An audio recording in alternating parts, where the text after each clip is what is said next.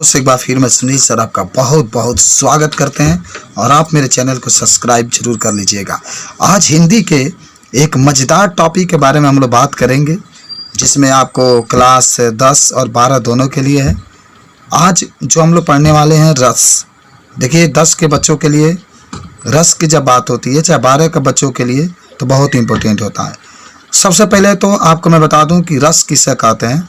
तो आप बताइएगा कि काव्य को पढ़ने में और नाटक को देखने में जो मन में जो आनंद उत्पन्न होता है उसे रस कहते हैं। आप काव्य को पढ़ते हैं, कोई कविता पढ़ते हैं, या अगर आप नाटक को देखते हैं, काव्य को पढ़ने में और नाटक को देखने में जो मन में आनंद उत्पन्न होता है उसे हम लोग रस कहते हैं। जो आनंद उत्पन्न होता है उसे रस कहा जाता है। आइए मेरे दोस्त, रस में आज जो मुख्य रस के बारे में हम लोग पढ़ेंगे, जिसमें एक आता है करुण रस। याद करो करुण रस। तो देखिए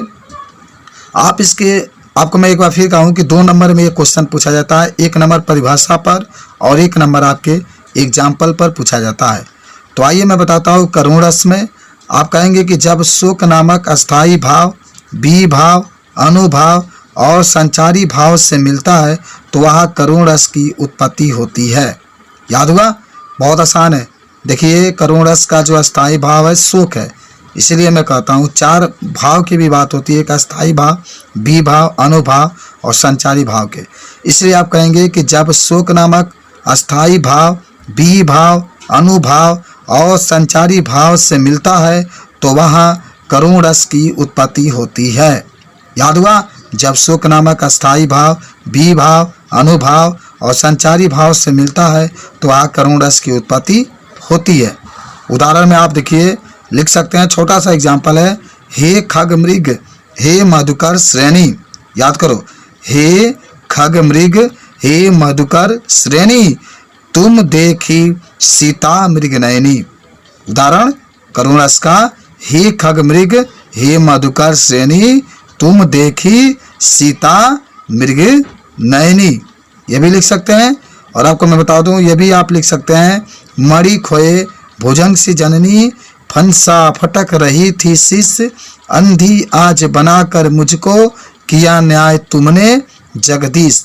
ये भी एग्जाम्पल देख लीजिएगा, मणि खोए भुजंग सी जननी, फंसा फटक रही थी शीश, अंधी आज बनाकर मुझको किया न्याय तुमने जगदीश। उसके बाद से एक चीज़ और टॉपिक आपका आता है हास्य रस। तो हास्य रस में कह सकते हैं कि जब हास्य नामक, अच्छा देखिए कहीं कहीं हंसी भी आता है, जो आपकी इच्छा हो। जब हास्य नामक अस्थाई भाव, विभाव, अनुभाव और संचारी भाव से मिलता है तो वहाँ हास्य रस की उत्पत्ति होती है। तो आप समझ गए होंगे कि जब हास्य नामक अस्थाई भाव, विभाव, अनुभाव और संचारी भाव से मिलता है तो वहाँ हास्य रस की उत्पत्ति होती है। याद करो हास्य रस के डिफिनेशन में कि जब हास्य या हंसी नामक अस्थाई भाव, विभाव, अनुभाव और संचारी भाव से मिलता है तो वहाँ हास्य रस की उत्पत्ति होती है।